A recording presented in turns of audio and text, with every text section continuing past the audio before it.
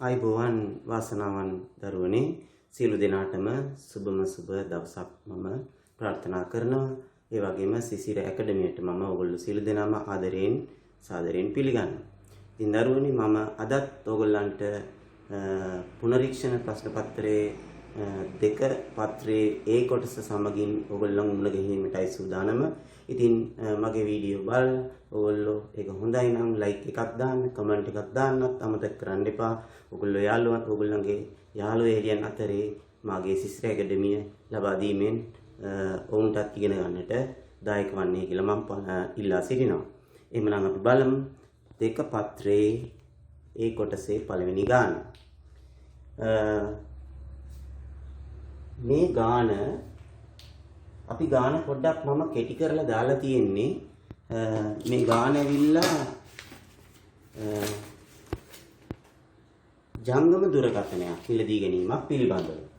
මේ ජංගම දුරකථනයේ මිලදී ගන්නකොට මේ ගානේ තියෙන තොරතුරු ටික කියාගෙන යනකොට හීනවන ශේෂය මත පොලියයි කරන ගානක් තමයි මේ ගාන.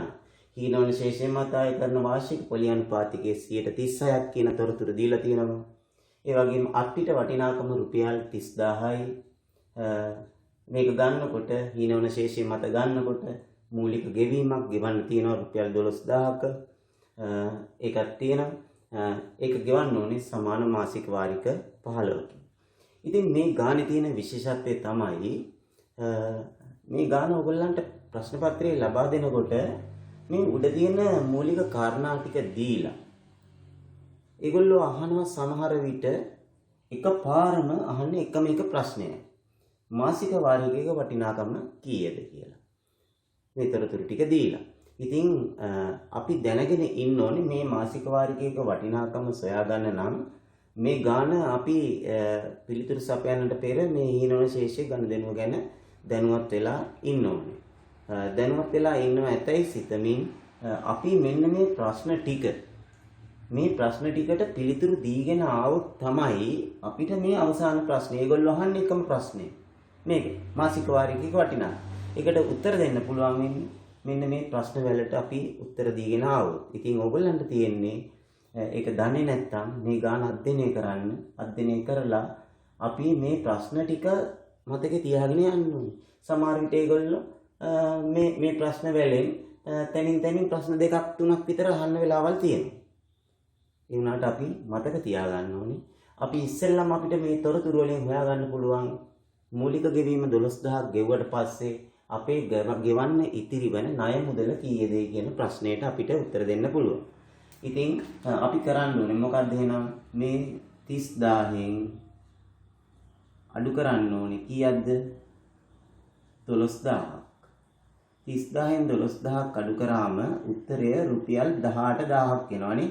රුපියල් 18000යි.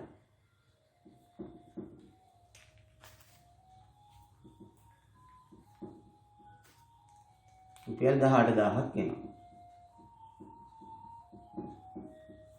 ඊට පස්සේ දෙවෙනියට අහනවා පොලි රහිත වාරිකයක්. අහන්නේ අපි දැනගන්න ඕනේ ඒගොල්ලෝ ඇහුවත් නැතත් පොලි රහිතව අපි මේක ගෙවුවොත් එක වාරිකයකගේ කීයද කියලා. ඉතින් පොලිය නැතුව ගෙවුවොත් මාස කීයකින්ද? වාරික 15කින් ගෙවන්න ඕනේ. එහෙනම් මේ 18000 15න් බෙදුවොත් 18000 අපි 15න් බෙදුවොත් උත්තරය 18ට 15 1යි 18ට 15 1යි 3ක් ඉතුරුයි 30ට 15 2යි රුපියල් 1200. රුපියල් 1200. ඉතින් අපි ඒතර පොලි රහිත වාරිකයක් කියන්නේ 1215ක් ගෙවුවොත් ණය මුදල ඉවරයි කියන අදහස. ඊළඟට අපි හොයන්න ඕනේ මේ 1200 හෙව්වට පස්සේ මොකද්ද මාස ඒකකයකට පොලිය කීයද කියන එක. මාස ඒකකයකට පොලිය. එතකොට මේ ඊළඟ ප්‍රශ්නේ මම අහලා තියෙන්නේ මාස ඒකක ගණන මාස ඒකකයකට පොලිය. ඒ කියන්නේ මේ ගනුදෙනුවේ 1200 කොටස් ප්‍රමාණයක් තියෙනවා. එතකොට මේ ගාන මේ හීනවන ශේෂය මූලධර්මයේ උගන්වනකොට මේ ඒ 1200 වාරික කීයක් තියෙනවද කියන එක හොයාගන්න. ඒතර මාස එකක් ගන්න කියලා කියන්නේ 1200 කොටස් කීයක් තියෙනවද කියන එකයි හීන වෙවි යනකොට. ඒතර මාස ඒකකයකට පොලි හොයන්න තමයි මේ ප්‍රශ්නෙට උත්තර දෙන්නේ. එහෙනම් 1200 ගන්නවා පොලි රහිත වාරිකයකගේ අරගෙන ඒක 100ට ගානෙන් ගුණ කරනවා. 100 කීයද? 136. 136න් ගුණ කරලා ඊට පස්සේ මේ 136 කියන්නේ වාර්ෂික පොලි අනුපාතය කියන්නේ. ඒතර අපි හොයන්නේ මොකද්ද? මාස ඒකකයකට පොලි. එහෙනම් අපි මේ වාර්ෂික මාසික කරගන්න මේක අපි 12න් අනිවාර්යෙන් මතක ඇතුව බෙදන්න ඕනේ. ඒ කියන්නේ 12න් එකෙන් ගුණ කරන්න ඕනේ. 12න් බෙදනවා කියන්නේ 12න් එකෙන් ගුණ කරන්න ඕනේ. දැන් අපි සුළු කරලා උත්තරේ ගමු. 0.2 කැපුණා. මේ 12ට මේ 12 එකයි. උත්තරේ 1/36 රුපියල් 36. මාස ඒකකයකට පොලිය රුපියල් 36ක් වෙනවා. ඊළඟට අපි මාස ඒකක ගන්න හොයන්න යන්නේ. මාස ඒකක ගන්න හොයනකොට ඔයගොල්ලෝ බලන්න මම පොඩි විශේෂත්වයක් දක්වලා තියෙනවා මේ තොරතුරු ටික වෙනමම ගන්නකොට මේ මාසික වාරික 15 කියන එක රවුම් කරලා තියෙනවා. මාසික වාරික 15 කියන 15 රවුම් කරලා තියෙනවා. එතකොට මොකද මේ 15 ඕන වෙන්නේ මාස ඒකක ගන්න සොයන්න. ඒක මතකේ පොඩි මතකයක් තියාගන්න. ඒ ඕගොල්ලොත් කරන්නේ මේ වාරික ගන්න රවුම් කරගන්න.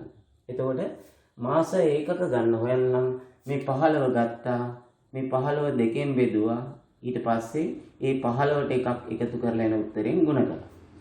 හරිද? ඒ කියන්නේ අර මේකේ එන්නේ 15 ධන අර මේකේ මූල ධර්මයට තියෙනවා 15 ධන 14 ධන 13 ධන ওই විදිහට අවසානට තියෙන්නේ 1. අර එතකොට අර ඓක්‍ය සූත්‍රයේ සමාන්තර ශ්‍රේණික ඓක්‍ය සූත්‍රයෙන් තමයි මේ n බෙදීම 2 a ධන l කියන සූත්‍රය. පළවෙනි පදේ 15 අන්තිම පදේ 1යි. පද ගණන 15. ඔන්නේ ඒ මූල ධර්මය මතක් කරගන්න. ඒතර අපි මේක උත්තරේ ලබා ගමු. 15 බෙදීම 2 15ට එකක් එකතු කරාම 16න් ගුණ කරනවා. දෙවරක් 8යි. එතකොට උත්තරේ 15 සරක් 8 120යි. එතකොට බලන්න මාස ඒකක ගණන 120යි. මාස ඒකකයකට පොලිය 36යි. එතකොට බලන්න මාස ඒකකයකට පොලිය 36 නම් මේ මාස 120ටම 36ව 120ක් පොලිය වශයෙන් ගෙවන්න ඕනේ කියන අදහස. එහෙනම් මුළු පොලිය හොයන්න පුළුවන්. අපි මෙතන වගන්තියක් අඩුයි. මේ මෙතනට එන්න ඕනේ. මොකද්ද? මෙතනට එන්න ඕනේ මුළු පොලිය. මුළු පොලිය හොයනකොට අපි කරන්න ඕනේ මෙන්න මේ දෙක. ඒ කියන්නේ මාස ඒකකයකට පොලිය මාස ඒකක ගණනෙන් ගුණ කරලා මුළු පොලිය සොයා ගන්න ඕනේ. මුළු පොලිය හොයා ගන්න අපි කරන්න ඕනේ මොකද්ද මම මෙහින් ලියන්නම් 36 ගුණ කිරීම 120.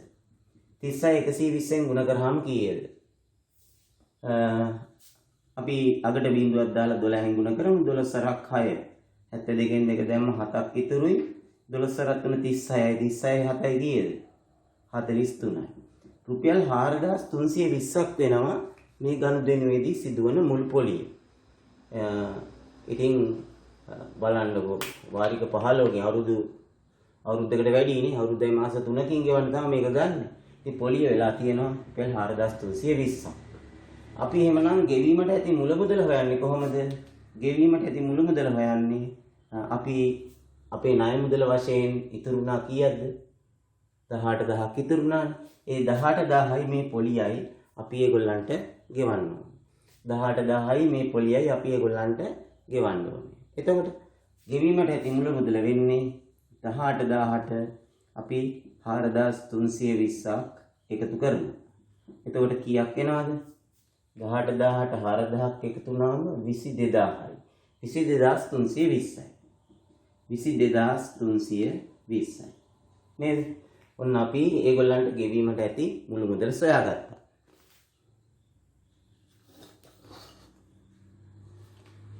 ඊට පස්සේ මේ 22320 අපි ගෙවන්න ඕනේ වාරික 15කින්. එතකොට අපි එහෙමනම් එක වාරිකයකගේ හොයන්න මේ 22320 බෙදනවා කීයෙන්ද? 15. 22320 15ෙන් බෙදනවා. බලන්න ළමයි ඕගොල්ලන්ට මේක වැරදුනා නම් එක්කෝ මේ ගනුදෙනුව හරියට මේ ප්‍රශ්න වල මතක තියාගත්තා නම් ඕගොල්ලන්ට මේක බෙදා ගන්න බැරි වුණොත් මෙතන වරදිනවා. මේක සුළු කර ගන්න බැරි වුණොත් මෙතන වරදිනවා. නේද? චක්කරේ 15 සරක් 8 120යි. නේ? මේ දෙක ගුණ කරගන්න බැරි වුණොත් මේ ඉතින් ඒකින්ද මේ ප්‍රශ්න වල මතක තියාගත්තත් අපිට චක්‍රය ඉතාමත්ම නිවැරදිව මතක තියාගන්න ඕනේ. ඉතින් බලන්න දැන් මේක 15න් බෙදන්න බැරිුණොත් එහෙම වුණොත් එහෙම අවසාන උත්තරය අපිට වරදිනවා. 22ට 15 ඒවා කීයද? අපිට ඕගොල්ලන්ට මෙහෙම බෙදන්න අමාරු නම් මම කියන විදිහට පුළුවන් 22320 15න් මෙහෙම බෙදාගන්න. බෙදලා හරි නිවැරදි උත්තරේ මෙතනින් ලියන්න. හරිද? ඒක කටුවැඩ කොලේ නෙමෙයි. ওই ගාන හදන තැනම පැත්තකින් හදලා පෙන්නන්න. ආයි කටුවැඩ කොල පෙරලන්න ඕනේ නැහැ. 15ක් 1 15යි. 7ක් ඉතුරුයි 73ට. 15ක් 4 60යි නේද? 4 60යි. එතකොට ඉතුරු වෙනවා කීයද? 13ක්. ඊළඟ මේ දෙක ගන්න. 132ට. 132ට 15 ඒවා කීයද? 4ක් 60යි නම් 8ක් 120යි. 120යි. එතකොට කීයක් ඉතුරු නම්? 12ක් ඉතුරු වෙනවා. මේ බිඳුව ගත්තාම 120ට 15 ඒවා හරියටම 8ක් 120යි. එතකොට උත්තරය 1488යි. එතකොට අපි මේ ජංගම දුරකථනයක් ගැන කිව්වේ නේද? ඒතර මේ ජංගම දුරකථනයක අරගෙන අපිට මේ 1488ක් මාසයක් පතා ඒගොල්ලන්ට මාස 15ක් ගෙවුවාම අපිට මේ ණයෙන් නිදහස් වෙන්න පුළුවන්. මේ මොකද්ද මේ හීනවන ශේෂය මත කියන්නේ ළමයි? පහසු ගෙවීමේ ක්‍රමය. පහසු ගෙවීමේ ක්‍රමයට ගණනය කරන්නේ ඒගොල්ලෝ පොලියේ එහෙම හොයන්නේ මෙන්න මේ ක්‍රමයට. පහසු ගෙවීමේ ක්‍රමය. මේ ක්‍රමේ වාසි අවාසි ගොඩක් තියෙනවා. ඔයගොල්ලන්ට ඒව මතක් වෙනවා ඇති නේද? මේ මාස 15 අවසන් වෙනකල්ම මේකේ අයිතිය තියෙන්නේ ඒගොල්ලන්ට. ඒකින්ද තමයි මෙහෙම මේ 1488 ගානේ ගෙවාගෙන යනකොට මගදී ඒගොල්ලන්ට ගෙවන්න බැරි වුණොත් මේගොල්ලෝ ඇවිල්ලා භාණ්ඩය අරන් යනවා කියන්නේ. ඒ හේතුව උඩ. ඉතින් මේ ගනුදෙනුව හරි වැදගත්, ජීවිතේට වැදගත් හින්දා හොඳට අධ්‍යයනය කරන්න. හේතුව අපි ගොඩක් දෙනෙක් මේ පහසු ගෙවීමේ ක්‍රමයට තමයි නිවසට බඩු භාණ්ඩ රැගෙන එන්නේ. එතකොට අපිට පුළුවන් ඒගොල්ලෝ වාරිකේ හදන හැටි හරිද? ඒගොල්ලන්ගේ ප්‍රතිශතය අහනවා. අපිට පුළුවන් වාරිකේ කීයද කියලා ගණනය කරලා බලන්න ඒගොල්ලෝ කියන එක හරිද කියලා. සමහරලාට පොරවංචා සාගත විදියට වැඩි පොලි අය කරලා වැඩි ගණන් අපෙන් ගන්න වෙලාවල් එන්න ඉඩ දිනවනේ. රයිට්.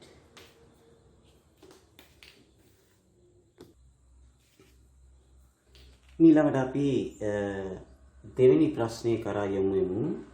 දෙවෙනි ප්‍රශ්නේ තියෙන්නේ ප්‍රස්ථාර ගානක්. වර්ගජ ශ්‍රිතයක ප්‍රස්ථාර ගානක්. y සමාන 1-2x ඍණ x වර්ගය කියන වර්ගජ ශ්‍රිතය ඇඳීම සඳහා මෙන්න මේ වගේ ආගේවක්වත් දීලා තියෙනවා. ඒකේ එක හිස් තැනක් පුරවන්න තියෙනවා. ඒක තමයි සාමාන්‍යයෙන් අපි පළවෙනි කොටසෙන් අහන්නේ. x සමාන 1 විට y හියාගේ කීයද කියලා. ඒත් අපිට තියෙන්නේ මේ ශ්‍රිතේ සමීකරණය ලියාගෙන x වලට 1 ආදේශ කරලා බලන්න y කීයද කියලා. අපි දැන් බලමු ආදේශ කරලා 1 ධන දෙවරක් 1 ඍණ 1 දෙවෙනි බලය. මෙතනින් එනවා 1ක්, මෙතනින් එනවා දෙවරක් 1 2ක්, මෙතනින් එනවා 1 වර්ගය 1යි. ඒ කියන්නේ ඍණ 1ක්. එතකොට මේ ධනයකට මේ ඍණ එක කැපිලා ගියාම උත්තරය y සමානයි කීයද? උත්තරය එනවා y සමානයි 2ක් උත්තරේ එනවා. ඒ කියන්නේ මේ හිස් තැනට එන්නේ y සමානයි 2. x සමානයි 1 වෙනකොට y සමානයි 2. අපිට එක ලකුණක් ගන්න පුළුවන්. සාමාන්‍යයෙන් ළමයි මේකත් පොඩ්ඩක් මතක තියාගන්න. ශ්‍රිතේ අපි හිතමු හිස් තැන මෙතන නෙමෙයි මෙතන දෙනවා කියලා. එතකොට ගොඩක් ළමයි පුරුදු වෙලා තියෙනවා සමමිතියට අනුව ඍණ 7 නම් ඍණ 7 ඊළඟ මෙතන ඍණ 2 හින්දා මෙතන ඍණ 2 සමමිතියට අනුව උත්තරේ ලියන්න. ඉතින් මම උත්තර පත්‍ර බලන්න යන නිරීක්ෂකයෙක් වශයෙන් සමහර අවුරුදු වල අපිට කියනවා සමමිතියට අනුව උත්තරේ ලියන්න කියලා තිබ්බොත් එහෙම ලියන්න. නැත්නම් අනිවාර්යෙන් ඔයගොල්ලෝ ආදේශ කරලා උත්තරේ ගත්තේ නැත්නම් ඒ ලකුණ දෙන්නේ නැහැ සමහර අවුරුදු වල. ඉතින් මම දන්නේ මේ අවුරුද්දේ කොහොම වෙයිද කියලා. ඒකින්ද අපි පුරුදු වෙමු ආදේශ කරලා උත්තරේ ගන්න. සමමිතියට අනුව උත්තර දෙන්න පුළුවන් වෙලාවටත් ඉතින් උත්තරේ දන්නවා නම් ඉතින් කොහොම හරි කරලා උත්තරේ අරන් දෙන්නත් පුළුවන් අපිට නේද? කට්ට වැඩක් දන්නවනේ. රයිට්. කොහොම හරි ආදේශ කරලා උත්තරේ ගන්න. ඊළඟට අහනවා සමමිතික රේඛාවේ මේකේ පළවෙනි කොටසෙන් දෙවෙනි කොටසෙන් කියන්නේ මේ ශ්‍රිතය අඳින්න කියලා දැන්. හරි. ඊට පස්සේ B කොටස තමයි මේ ප්‍රශ්න වල යන්නේ. එතකොට දෙවෙනි කොටසෙන් කියනවා ප්‍රස්ථාරය අඳින්න ඛණ්ඩාංග තලයක් ඇඳගෙන මේ අක්ෂ හරියට ක්‍රමාංකනය කරන්න ඕනේ. මේ ගානේ කියනවාද බලමු. අක්ෂ දෙක කොහොමද ගන්නෙ කියලා. සුදුසු පරිමාණයක් යොදාගෙන තමයි මේක අඳින්න කියන්නේ. සුදුසු පරිමාණයක් තෝරගන්නේ කොහොමද? කුඩා කොටු 10කින් ඒකක එක ගානේද ගන්නෙ දෙක ගානේද ගන්නෙ කියලා පොඩ්ඩක් නිරීක්ෂණය කරමු. බලන්න x අක්ෂයේ ඍණ 2 ඉඳලා ධන 4ටනේ තියෙන්නේ. එතකොට ඍණ පැත්තට 2කුයි ධන පැත්තට 4කුයි 6යි බිඳුවටත් එකක් ආපුවම 7යි. අපේ ප්‍රස්ථාර කඩදාසිය ළමයි මේක මතක තියාගන්න විශේෂයෙන්ම අපේ ප්‍රස්ථාර කඩදාසියේ මේක කියලා හිතන්නකෝ. මේ ප්‍රස්ථාර කඩදාසියේ මේ පැත්තට තියෙනවා චූටි කොටු 10 ඒවා කීයක්ද මේ පැත්තට? මේ පැත්තට චූටි කොටු 10 ඒවා කීයක් තියෙනවද? කුඩා කොටු 10 යුනිට් කීයක් තියෙනවද? මේ පැත්තට තියෙනවා 9ක්. මේ පැත්තට තියෙනවා 13ක්. මෙන්න මේ සංඛ්‍යා දෙක මතක තියාගන්නකො. හරිද? එතකොට බලන්න දැන් මෙතන ආවේ x අක්ෂයේ පැත්තේ මේ පැත්තට ඍණ 2යි 2යි මේ පැත්තට 4යි 6යි මේ බිඳුවට 1යි 7යි. ඉතින් අපිට මේ 7 ලකුණු කරන්න පුළුවන් මේකේ 9ක් පුළුවන්. ඒකින්ද අපි කුඩා x අක්ෂය අනිවාර්යෙන් කුඩා කොටු 10ක් එකක එකක් ලෙස ගන්න ඕනේ. නේද? ඊළඟට y අක්ෂය බලමුකෝ.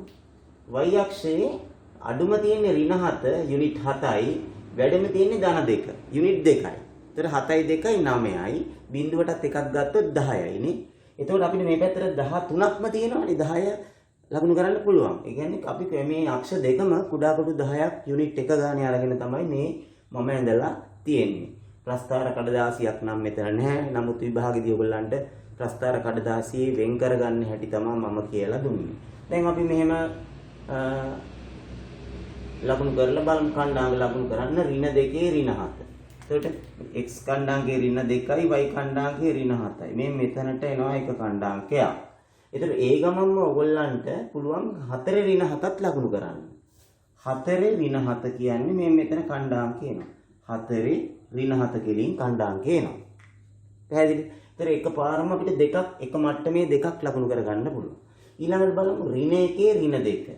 ඍණ 1 ඍණ 2 මෙතන ඛණ්ඩාංකය.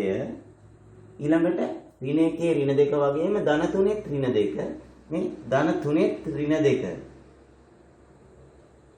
ධන 3 ඍණ 2 මේ මෙතන ඛණ්ඩාංකය.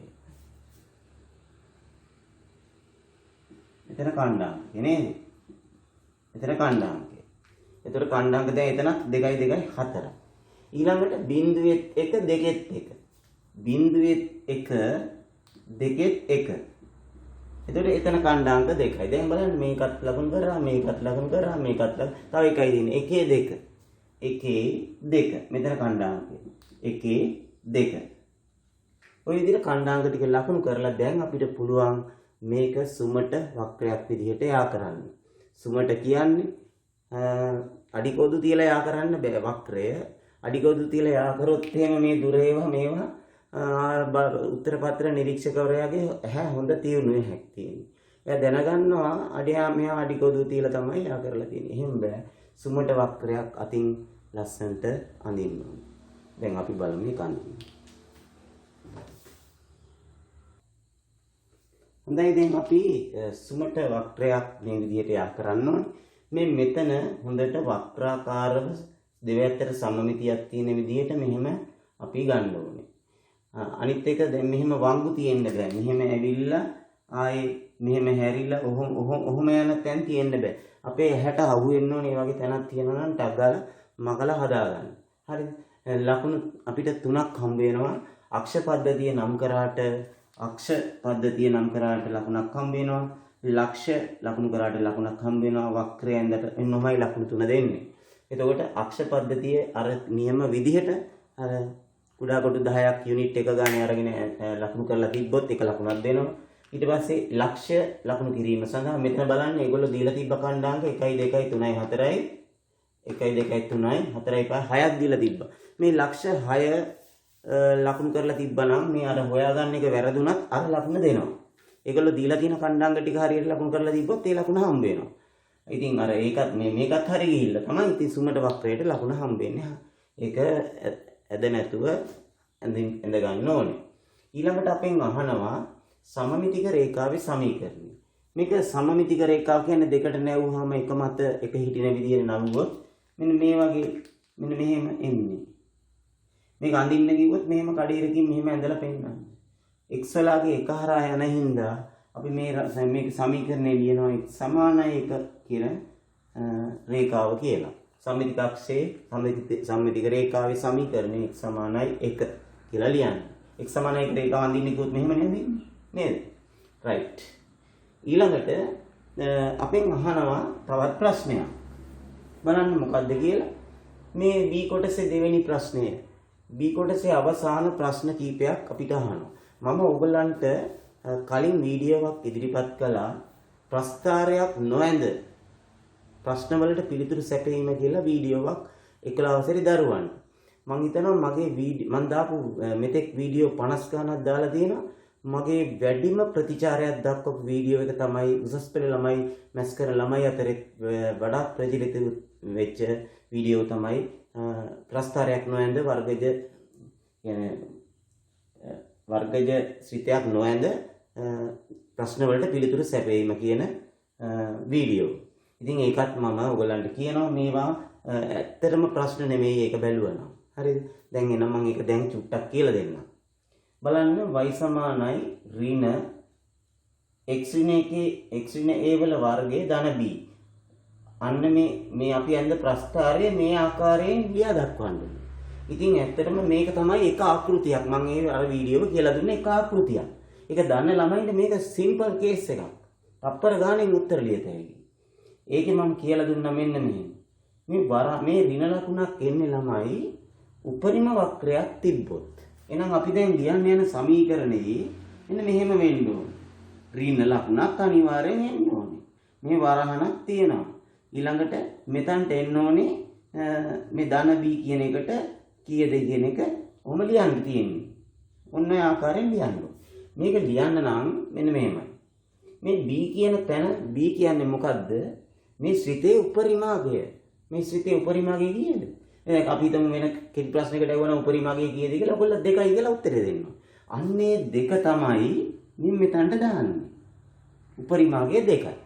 එතකොට මේ වරහණ ඇතුළට එන්නේ මොකද්ද? වරහණ ඇතුළට එන්නේ මොකද්ද? ඒක ගන්න නම් මේකේ සම්මිතික අක්ෂයේ සමීකරණය අපි දැනගෙන ඉන්න ඕනේ. x සමානයි 1නේ. සම්මිතික අක්ෂයේ සමීකරණය x සමානයි 1 නම් අපිට තියෙන චූටි වැඩක් මේ 1 සමාන ලකුණෙන් වම් පැත්තට අරන් එන්න. එතකොට එනවා x ඍණ 1 සමානයි කියන්නේ බිඳුවයි. එහෙමනම් මේ වරහණ ඇතුළට එන්න ඕනේ x ඍණ 1 කියලා. x ඍණ 1 කියලා. පැහැදිලිද? මම හිතන්නේ දැන් මේකට වඩා තහවුරු කරගන්න අනිවාර්යෙන් අර වීඩියෝ බලන්න වර්ගජ ශ්‍රිත නොඇඳ ප්‍රශ්න වලට පිළිතුරු සැපයීම කියන වීඩියෝ ඒකේ දෙවෙනි ආකෘතියකුත් මම කියලා දෙනවා. එතකොට මේ අන්තිම කොටස් වලට පහසුවෙන් ලකුණු 10ම සම්පූර්ණ කරගන්න පුළුවන් ප්‍රස්ථාර ගානට. හොඳයි මේකේ තවත් කොටසක් තියෙනවා. මම උඩ කොටස මකලා මම මේ ප්‍රශ්නෙට උත්තර දෙන්නම්. ඊළඟට දරුවනේ අපිට තියෙන්නේ B කොටසේ තුන්වෙනි කොටසට වර්ගජ සමීකරණයක් තියෙනවා. මේකේ තියෙන x වර්ග ඍණ 2යි x ඍණ 1 සමානයි බිඳුව වන පරිදි x ධන මූලය සොයන්න කියලා. නේද? එතකොට මේක ගොඩක් වෙලාවට මේ ප්‍රශ්නේ දෙන්නේ ඉහත ප්‍රස්ථාරයේ ඇසුරින් මෙන්න මේ වර්ගජ සමීකරණය විසඳන්න කියලා. ඉතින් ගොඩක් වෙලාවට අපි ළමයින්ගේ අපි උගන්වන පාසල් වල දරුවන්ගේ පේපර් අපි බලනකොට අපිට පේන්න තියෙනවා මෙයාලා මේ වර්ග සමීකරණය අර සූත්‍ර භාවිතයෙන් හරි වර්ග පූර්ණයෙන් හරි මෙතන විසඳනවා. අපි ලකුණු දෙන්නේ නැහැ.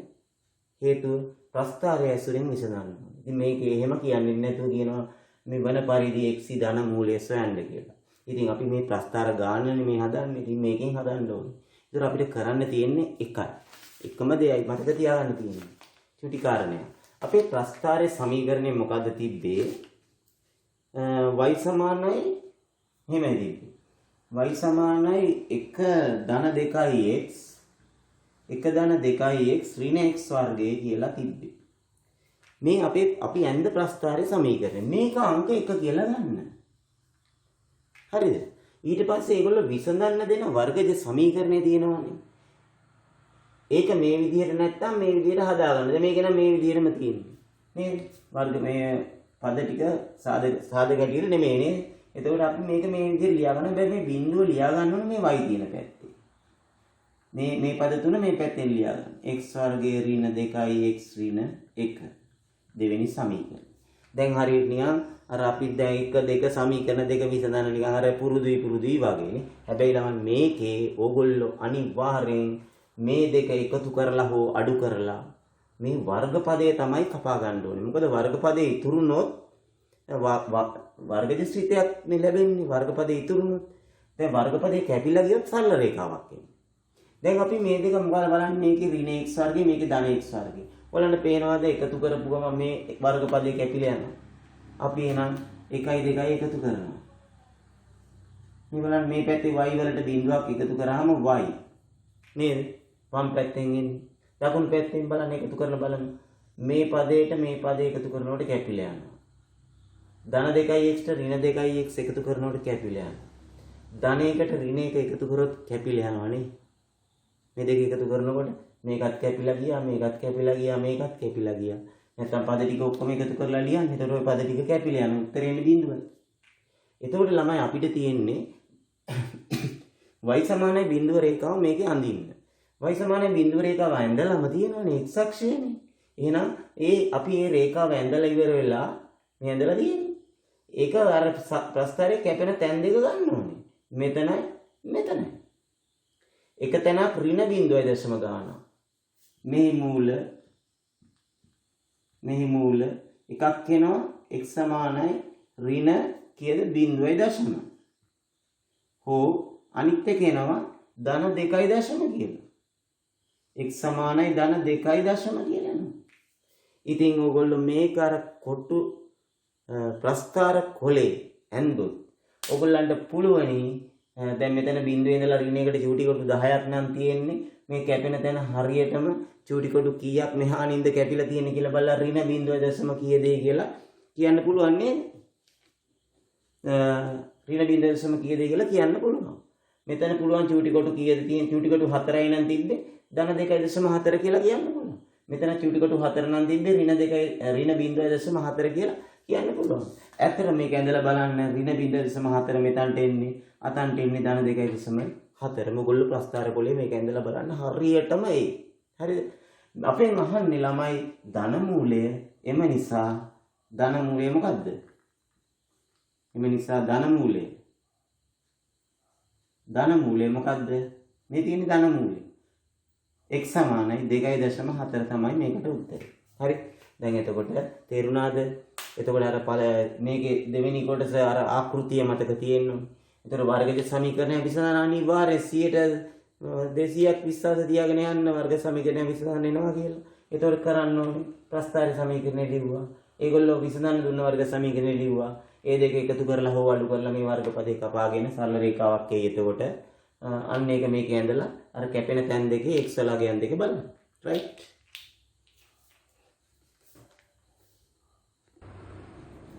ඊළඟට අපි තුන්වෙනි ගානට යමු. තුන්වෙනි ගානේ A කොටස මම බෝඩ් එකේ ලියලා තියෙනවා. තව B කොටසකුත් තියෙනවා. ඉතින් අපි A කොටස හදලා ඉන්නේ. මෙන්න මේ වගේ VJ භාග දෙකක් බෙදන්න තියෙනවා. සමහර වෙලාවට අපි හිතනවා මේක අමාරුයි කියලා. ඕගොල්ලෝ දන්නෙත් නෑ සමහරවල්ලාට දීලා තියෙන ලේසිම එකක්. බලන්නකො මෙතන සාධක වෙන් කරලා දීලා තියෙනවා නේද? ඒතර අපිට ඔන්න එතනත් වැඩක් අඩු වුණා. 2x ධන 2 කියලා දීලා තිබ්බනම් අපි දෙකක් එළියට අරන් මේක හදා ගන්න ඕනේ. දැන් අපි බලමු සුළු කරන්න. x ධන 1 බෙදීම y මේක ගුණ කිරීම කළාම මේකේ උඩයට මාරු වෙනවා. x උඩට ගත්තා දෙගුණයක් x ධන 1 යටට ආවා. ඊට පස්සේ දැන් ළමයි මෙතනට ආවට පස්සේ දැන් බලනවා මොකද කරන්නේ? නොඑක් දේවල් හිතේ. අනේ මෙතන තියෙන්නේ එකතු කිරීමක්වත් අඩු කිරීමක්වත් නෙමෙයි. දැන් තියෙන්නේ ಗುಣ කිරීමක්. දැන් හරේලා වේ කපන්න පුළුවන්. වෙනසකට තියෙන්නේ මේ මෙතනට ඒගොල්ලෝ වරහණක් දාලා දීලා නැහැ. ඒගොල්ලෝ වරහනක් දාලා දුන්නා නම් ඕගොල්ලන්ට පට ගාලා තප්පර ගාණෙන් ඕගොල්ලන්ට මේ බලන්න පේනවා කැපෙන විත්තිය. ඒක වරහනක් දාලා නැති හින්දා ඕගොල්ලන්ගේ හැර වැට්ටුවා. දැන් උත්තරේ මොකද්ද? ඒක x වලින් ගුණ කළාම x y දෙකෙන් ගුණ කළාම 2y ඊටාත්ම පහසුවෙන් මේ කොටසට ලකුණු 3ක් හෝ 4ක් හම්බ වෙන කාලක් බලන්න කරන්න තියෙන්නේ මොන වැඩක්ද කියලා. හරිද? අපේ ඇහැ රැවට්ටීමක් ඒගොල්ලෝ කරලා තියෙනවා මෙතනදී. මේක ඇවිල්ලා ඊටාත්ම වටිනාම ප්‍රශ්න පත්‍රයක් මම මේ කරන්නේ. හරිද?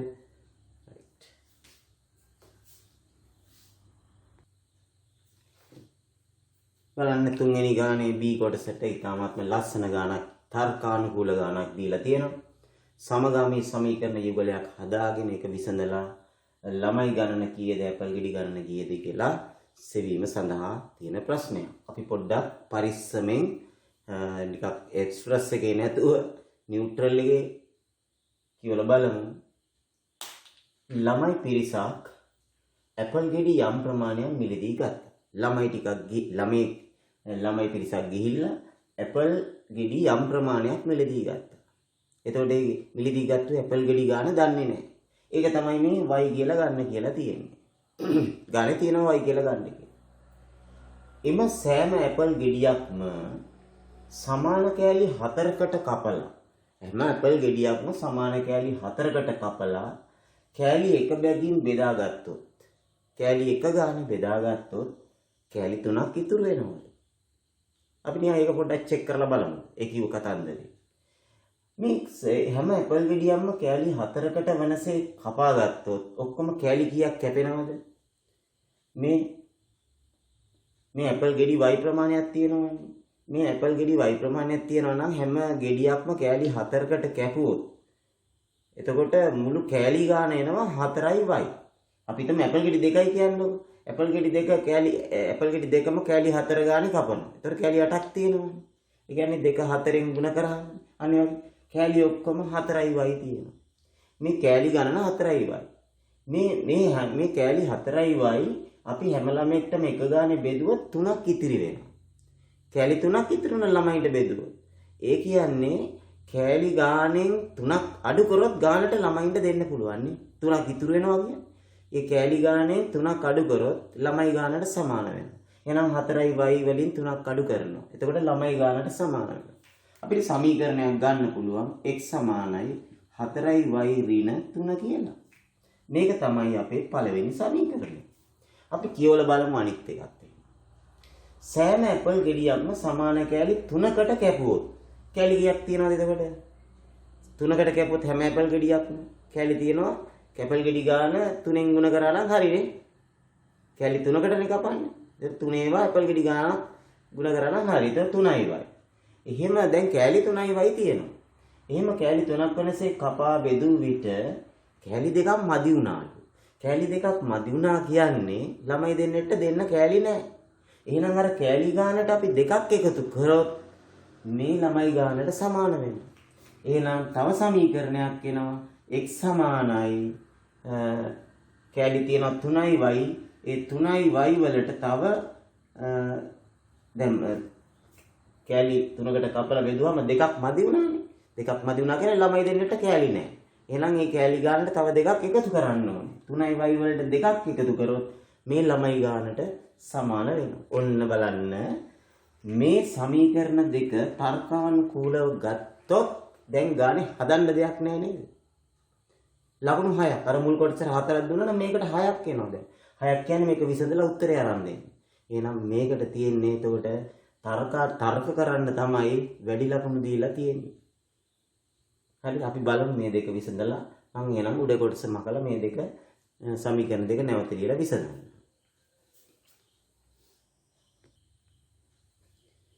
දැන් ඔන්න අපේ සමීකරණ දෙක.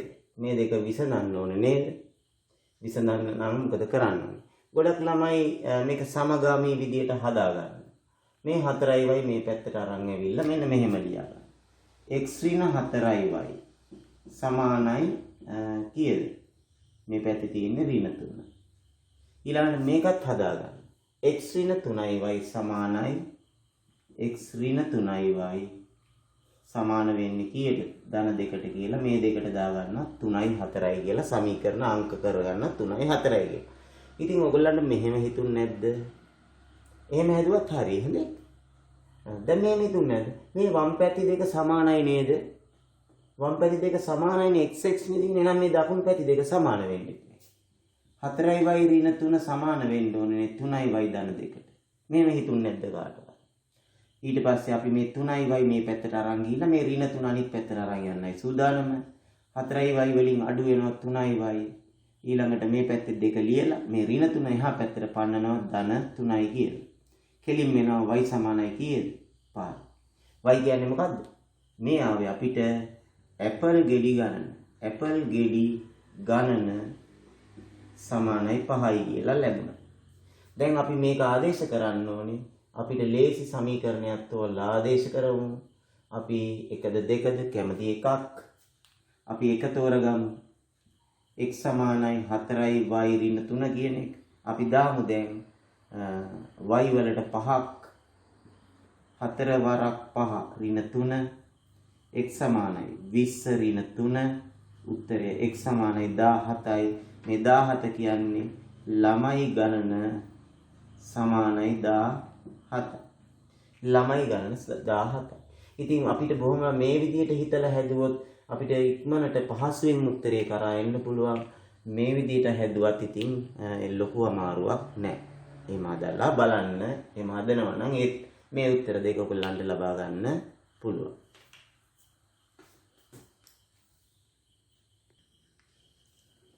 අපි බලමු දැන් 4 වෙනි ගාන. මේ තියෙන්නේ ඒගොල්ලෝ මේ රූපය අපිට ඇඳලා දෙනවා ABCD ත්‍රිපිසියම් හැඩැති ලෝහ තහඩුවක්. ත්‍රිපිසියම් හැඩැති. ඒ කියන්නේ ත්‍රිපිසියම් හැඩැති කිව්වහම AB පාදයයි DC පාදයයි සමාන්තර විය යුතුනේ. ත්‍රිපිසියම් හැඩැති කිව්වහම අපි ඕනනම් ඒකත් මෙහෙම දාගමු. ත්‍රිපිසියමක් කියලා පේනවනේ එතකොට. හරිද? මේ කෝණය 90යි. ඒ කියන්නේ මේවා අංශක එතකොට 90 මුළු. දීලා තියෙන රූපය මට ඇඳ ගන්න බැරිද? ඒක අංශක 90 මුළු. අපෙන් අහනවා මේක x කියලා දීලා තියෙනවා. TC දිග x ඇසුරින් ලියන්න. TC දිග මොකද්ද? x ඇසුරින් මොකද්ද වෙන්නේ TC? මේක x නම් TC කියන්නේ මොකද්ද? මේක x නම් මේකත් x වෙනවානේ. ඇයි මේක ඍජු කෝණාශ්‍රයන්නේ? එතකොට මේක x නම් මේ දෙක සමානයි කියලා දත්තේට දීලා තිබ්බා. එතකොට TC දිගත් වෙනවා x. මේක x නම් මේක x වෙනවා. එතකොට මේක දිගත් x වෙනවා. එහෙනම් අපේ පළවෙනි කොටස මේක නිරීක්ෂණය කරලා අපිට උත්තර දෙන්න පුළුවන් තනි ලකුණේ ප්‍රශ්නයක්. දැන් අපි බලමු එහෙමනම් දෙවෙනි ප්‍රශ්නය. DC දිග AD දිග වගේ මෙන්න මේ කියන DC දිග මෙන්න මේ කියන DC දිග AD දිග මෙන් AD කියන්නේ මේක ඒ කියන්නේ x මෙන් නේ AD දිග මෙන් කියන්නේ x මෙන් දෙගුණයකට වඩා මීටර් දෙකක් වැඩිලු. එහෙනම් මේ AD වගේ දෙගුණයකට වඩා මීටර් දෙකක් වැඩි කියන්නේ මේක මොකක් වෙන්න ඕනේද? 2x ධන 2 නේ. හරි. DC දිග AD දිග මෙන් ඒ කියන්නේ AD කියන්නේ ඒතොර x නේ. x මෙන් දෙගුණයකටත් වඩා මීටර් දෙකක් වැඩි. එහෙනම් අපෙන් මෙන්න මේ පාදේ නම 2x ධන 2. හැබැයි අපෙන් අහන්නේ ඒක නෙමෙයි. DT දිග කීයද කියලා අහන්නේ. මෙන්න මේ දිග කීයද කියලා තමයි අපෙන් අහන්නේ. එතකොට මොකද කරන්න ඕනේ? අපි උත්තරේ හොයන්න නම් මේක හොයා ගන්න ඕනේ. ඒක අපි රූපේ ලකුණු කරමු. මෙතන ලිව්වේ නැතත් කමන්නේ. රූපේ මෙහෙම ලකුණු කරලා මේ පාදේ දිග හොයන්න නම් මෙන්න මේ දිගෙන් මේ දිග අඩු කරන්න. ඒ කියන්නේ උත්තරේ ගන්න 2x ධන 2කින් අඩු කරන්න ඕනේ x. මොකද උත්තරේ? ඈ දැන් එක જાතිය පදේම හඳුනා ගන්න ඕනේ මේ වගේ එකක් අඩු කරලා නැත්තම් තොම් පචයක් තමයි ලියන්නේ නේ. අර ඔයගොල්ලෝගේ භාෂාවෙන් කියනවනේ. ඔව් සජාතිය පද 2x වලින් x අඩු වුණාම 1x ධන 2. 1x කියන්නේ x ධන 2 කියලා අපිට උත්තරේ ලැබෙනවා. මේ පාදය x ධන 2. නේ? x ධන 2. ඒක මීටර වලින් එන්නේ හොඳේ. මෙතනට ඒකකේ දැම්මට කමක් නෑ. හරි. මීටර. ඊළඟට අපිට කියනවා මෙහෙම මම කෙටි කරලා ලියන්නේ ABDT වර්ගඵලය සඳහා x අඩංගු ප්‍රකාශනයක්. AB ABTD අකුරු දෙක මාරු වෙලා ABTD වර්ගඵලය සඳහා x අඩංගු ප්‍රකාශනය. ඒ කියන්නේ ඇත්තටම මේක මෙහෙම නෙමෙයි තිබ්බේ මම පොඩ්ඩක් වෙනස් කරලා දුන්නේ. මේකේ තිබ්බේ මේ සම්පූර්ණ තහඩුවෙන් මේ ත්‍රිකෝණාකාර කොටස කපා ඉවත් කළාම ඉතිරි කොටසේ වර්ගඵලය කියද. ඒ කියන්නේ මේ ABDT කියන කොටසේ වර්ගඵලය ඉතිරි කොටස මේක නේද උඩ අර කපලා අයින් කරා. අන්න එහෙමයි තිබ්බේ මම මෙහෙම ලිව්වා. කමක් නැහැ කොහොම කරත් මේක තමයි හොයන්නේ. එතන මේක ඉතින් දිගක් ගන්නවා නම් පළලක් දැන් හොයාගත්තා නම් වර්ගඵලය සඳහා ප්‍රකාශනයක් කියන්නේ මොකද්ද? x වාරයක් x ධන 2. මේක තමයි ප්‍රකාශනය. ඔයගලන්ට අවශ්‍යම නම් මේක වරහන් ඉවත් කරලා ලිව්වට කමන්නේ මේකටත් සම්පූර්ණ ලකුණු හම්බ වෙන ප්‍රකාශනයක් මේ අපෙන් අහන්නේ නේද? මේකට හම්බ වෙන අපි අපේ ඉදිරි වැඩවලට ප්‍රයෝජනවත් වෙයි කියලා හිතලා අපි මේකේ වරහන් ඉවත් කරොත් එනවා මොකද්ද? x වර්ගයේ ධන 2x කියලා. හොඳයි. එතකොට මේක තමයි උත්තරය. මේක දුන්නත් අපිට උත්තරේ හැටියට අපි බාර ගන්නවා. අපි බලමු හතරවෙනි කොටස ලියලා හදාන්න ඉඩමදි හින්දා දැන් මම උඩ කොටස මකනවා.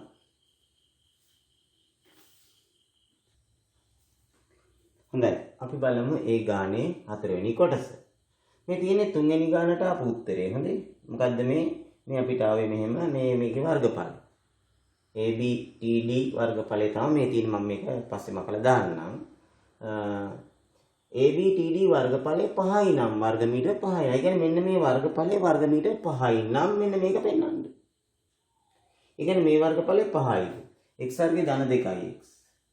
x වර්ගයේ ධන 2x කියන එක සමානයි 5 නම් මේක 5යි නම් මෙන්න මේක අපි ඔප්පු කරලා පෙන්වන්න ඕනේ.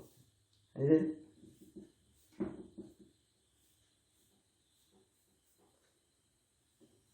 දැන් මේක කරන්නේ කොහොමද? මේ ඇවිල්ලා ධන 5 මෙහාට ගෙනව ඍණ 5. x වර්ගයේ ධන 2x ඍණ 5 සමානයි බිඳුව කියන්නේ වර්ග සමීකරණයක් නේ.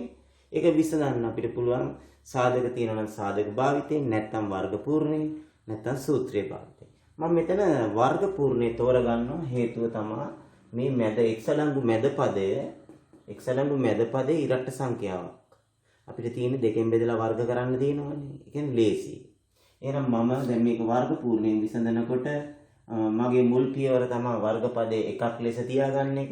දැන් මේක එකක් තියෙන හින්දා ඒක ගැටලුවක් නෑ. ඊළඟට මම මේක වම් පැත්ත සමාන ලකුණේ වම් පැත්ත පරිපූර්ණ වර්ගයක් ලෙස ලිවීම සඳහා මේ මෙතනට එකතු කළ යුතු පදේ හොයලා ඒක දෙපැත්තටම එකතු කරනවා. දැන් ඒක කරන්නේ කොහොමද?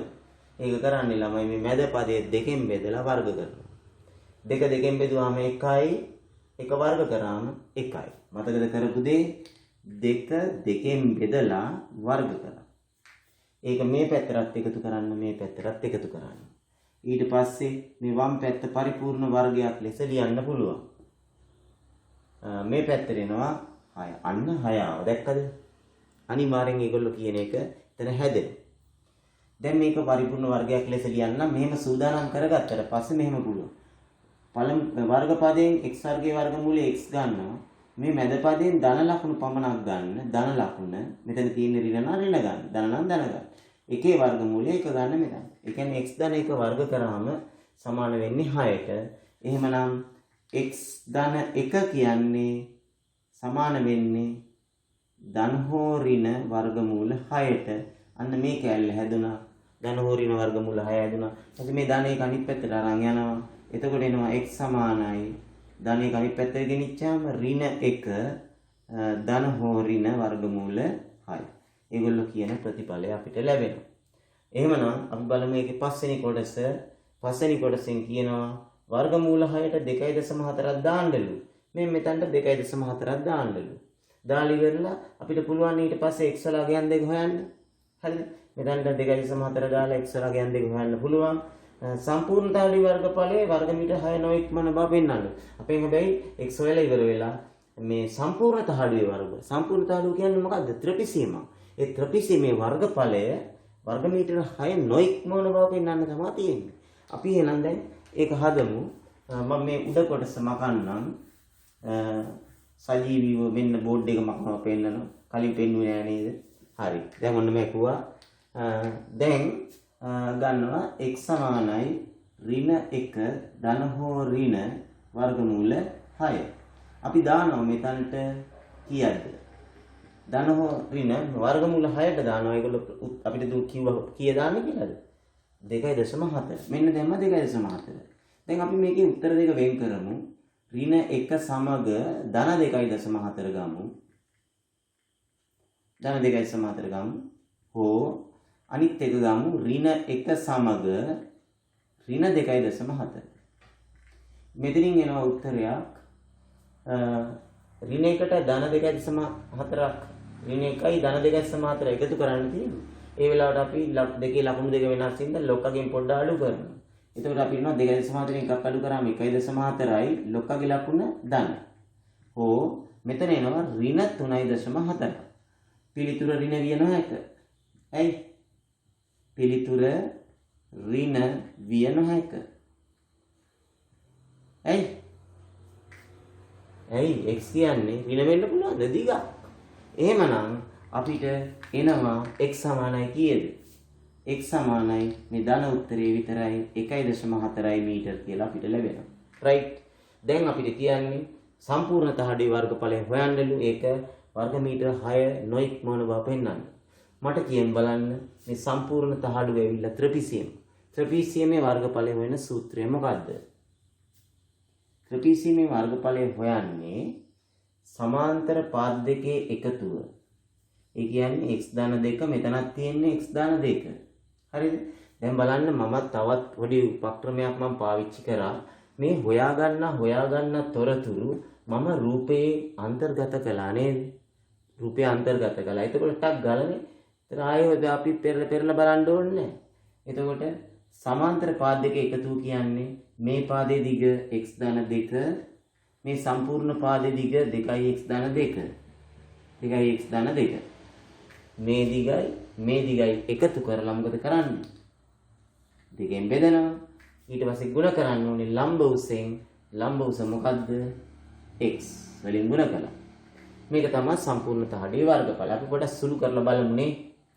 වරහණ ඇතුලේ එනවා මෙතන 3x එනවා.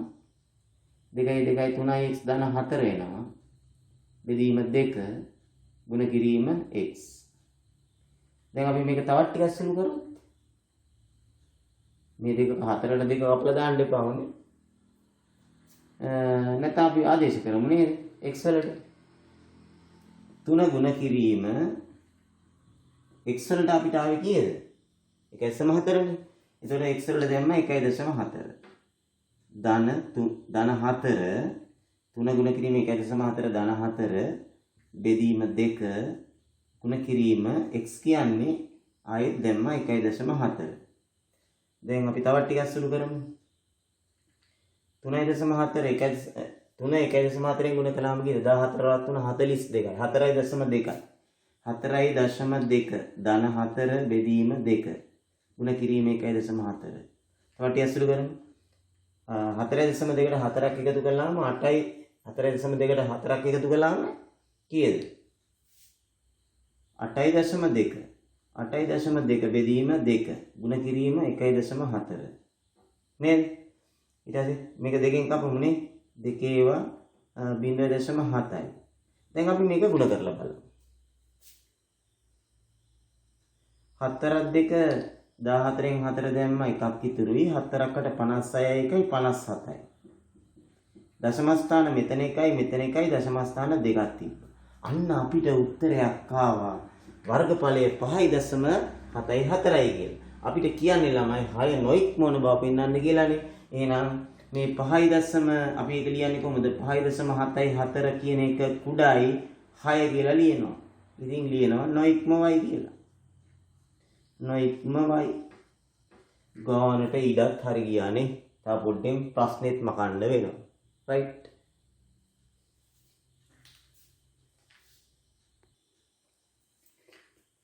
පස්වෙනි ගාන ළඟා විය නොහැකි ස්ථානයක සිරස් දුරකථන කුළුණක් තියෙනවා. අපිට ළඟා වෙන්න බැරි තැනක සිරස් දුරකථන කුළුණක් තියෙනවා. පොළොව මත කිසියම් x ලක්ෂයක සිට බලන විට කුළුණ මුදුන පෙනෙනවලු අංශක 50ක ආරෝහණ කෝණයකින්. ආරෝහණ කෝණයක් කියන්නේ අපි බලන තැන ඉඳලා අපි S මට්ටම ඇඳලා S මට්ටමින් දෘෂ්ටි රේඛාවෙන් ඉහළට තියෙන කෝණය තමයි ආරෝහණ කෝණය කියන්නේ. අංශක 50ක ආරෝහණ කෝණයකින්ද තවත් මීටර 40ක් කුළුණෙන් ඈතට ගොස් බැලුවහම කුළුණ මුදුන අංශක 35ක ආරෝහණ කෝණයකින්ද පෙනේ. එතකොට මෙතන ආරෝහණ කෝණය අංශක 50යි, මෙතන ආරෝහණ කෝණය අංශක 35යි. මෙන්න මේ තොරතුරු ටික ඈතට තමයි කුළුණෙන් ඈතට යනවා කියලා තියෙන්නේ.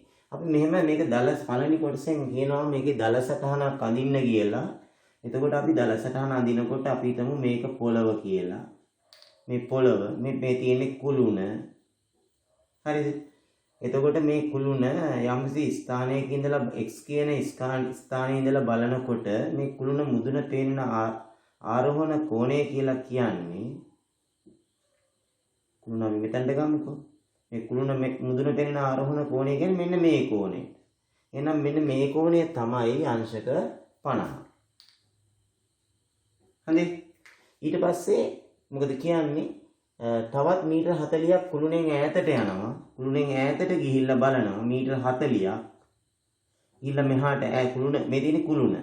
මේ තියෙන්නේ කුළුණ. එතකොට මේ ඈතට ගිහිල්ලා බැලුවාම මේක කුළුණ මුදුන පේන ආරෝහණ කෝණය අංශක කීයද? 35. එතකොට මෙන්න මේ විදිහට දල සටහනක් අඳින්න ඕනේ. මේක අංශක 35යි ආරෝහණ කෝණය S මට්ටම. මේක තමයි දෘෂ්ටි රේඛාව. නේද? මේක දෘෂ්ටි රේඛාව.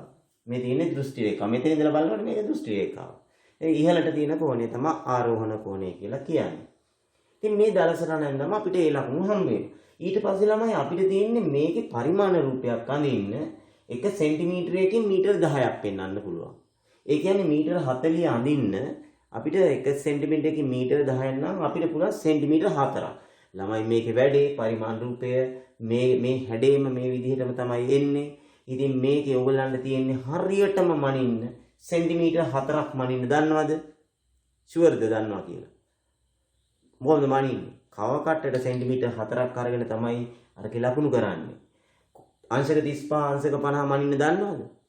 දැනගෙන ඔයගොල්ලෝ දන්නවා කියලා තමයි හිතන් ඉන්නේ මැල්ල බලන්න. එහෙනම් හරියට මැන්නොත් මේ දුර එතන අපි අඳින්නේ මෙහෙමයි. මේ පරිමාණ රූපය අඳින්නේ. අපි මෙතන දලසරණ අඳිනකොට ඉස්සෙල්ලාම ඇඳේ කුළුණ නේද? මේකෙදි එහෙම නෙමෙයි. මේ පරිමාණ රූපය අඳිනකොට කුළුණ ඉන්නේ පස්සේ. අපි ඉස්සෙල්ලාම කරන්න ඕනේ සෙන්ටිමීටර් 4ක රේඛාවක් අඳින්න ඕනේ. කව කටට ගත්ත සෙන්ටිමීටර් 4ක් මෙන්න මේ විදිහට සෙන්ටිමීටර් 4ක රේඛාවක් අපි අඳින්න ඕනේ. මෙන්න පරිමාණ රූපේ. දලසටහනේ මීටර 40යි. පරිමාණ රූපේ තියෙන්න ඕනේ සෙන්ටිමීටර් 4. මේ x ලක්ෂය. හරිද? ඊට පස්සේ අපි මෙතනදී අංශක 50ක් මනින්න ඕනේ. ෂුවර්ද 50 මනින්න පුළුවන් කියලා. ඔයගොල්ලෝ කොනමානේ තියෙන හරියටම මැනලා මේ අංශක 50 රේඛාව ඔයගොල්ලෝ අඳින්න. මම මේ නිකන් මම මනින්නේ නැහැ. හරිද? මම මෙහෙම අඳිනවා. මම අඳිනවා අංශක 50 රේඛාව. මේක 50යි.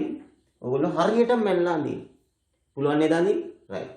ඊළඟට මෙතන අංශක මේක දිහා බලන් අදින්න. මෙතන අංශක 35 කෝණයක් මනින්න ඕනේ. එහෙනම් මෙතනදී අංශක 35 කෝණයක් ඔයගොල්ලෝ මෙහෙම හරියටම මනින්න මැනලා මෙහෙම අදින්න. හරිද? අංශක 35යි. දැන් ළමයි මේක දැන් මේ රේඛාව මෙහෙම දික් කරා. මේ රේඛාව මෙහෙම දික් කරා. දික් කරනකොට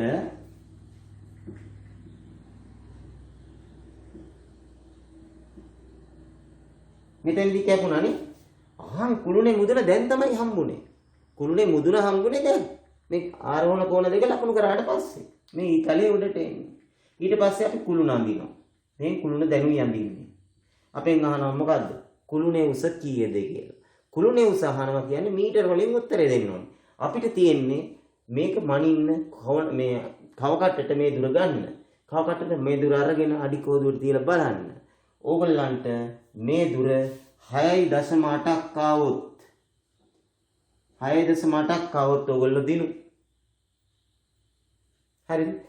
විභාගෙදී chance එකක් දෙනවා. දශමයක් අඩු වුණත් වැඩි වුණත් ලකුණු දෙන්න කියලා. එහෙමනම් 6.8ට 7 හරි 6.9 හරි ආවනම් ඉතින් ලකුණු අඩු වෙන්නේ නැහැ. චූටි චූටි දෝෂයන්. හරිද? ඒ කියන්නේ අපි මේක 10න් ගුණ කරලා තමයි මීටර වලින් උත්තරේ ගන්න මීටර 68ක් අපිට එන්නේ. රයිට්. ඊළඟට x සිට කුළුණ පාමුලට දුර. x වල ඉඳලා කුළුණ පාමුලට දුර. මෙන්න මේ දුර මනින්නේ. මේ දුර මෙන්නාම ඕගොල්ලන්ට 5.7ක් ආවොත් ඕගොල්ලෝ දිනු. මේක 10න් ගුණ කරන්න. උත්තරය 57යි මීටර. මීටර 57යි. ඒකෙත් අර විදියට දශමයක chance එකක් තියෙනවා. ඉතින් ළමයි මම අද දවසේ අවසන් කරනවා. අපේ 6 වෙනි ගාන ඉතුරුනානේ. මධ්‍යනේ ගානක් තියෙන්නේ. ඒක ඉතාමත්ම පහසුවෙන් ඕගොල්ලන්ට මගේ සංඛ්‍යාත ව්‍යාප්ති වීඩියෝ බලපු ගමන් 10ව සෙට් කරලා තිනවා. මම 11ටත් කරලා තිනවා. ඒ ගාන බැලුවා නම් ඒ වීඩියෝ එක බැලුවා නම් ඒක කිසිම අමාරුවක් නැහැ. ඉතින් මම 6 වෙනි ගානට මහන්සි වෙන්න යන්නේ. මගේ ෆෝන් එකේ මෙමරියත් අවසන් වෙගෙන යනවා. ඉතින් ඒකින්ද මධ්‍යනේ ගාන ඔයගොල්ලෝ එම වීඩියෝ දෙකක්ම ඔයගොල්ලන්ට තියෙනවා. 10ක් තියෙනවා 11ක් තියෙනවා. ඒක බලලා සාර්ථක ලෙස පිළිතුරු සපයන්න. මම ඔයගොල්ලන්ගේ ඊළඟ වීඩියෝව දෙක පත්‍රයේ B කොටසෙන් ඔයගොල්ලන්ව නැවත හමු වෙන බලාපොරොත්තු වෙන ඔයගොල්ලන්ගේ සමුගන්නයි සූදානම. එහෙමනම් මාගේ සිසිර ඇකඩමි YouTube එඩිවිෂන් channel එක අද මම උගන්වපු පාඩම සාර්ථක නම් ලයික් එකක් දාන්න, කමෙන්ට් එකක් දාන්න, ඔයගොල්ලන්ගේ යහළුවෙන් අතරේ මගේ link එක බෙදා දෙන්න. ඒ වගේම මගේ වීඩියෝ මගේ සිසිර ඇකඩමි YouTube channel එක subscribe කරන්නත් අමතක කරන්න එපා. හොඳේ. එහෙනම් මම යනවා. අයිබෝවන් වාසනාවන්.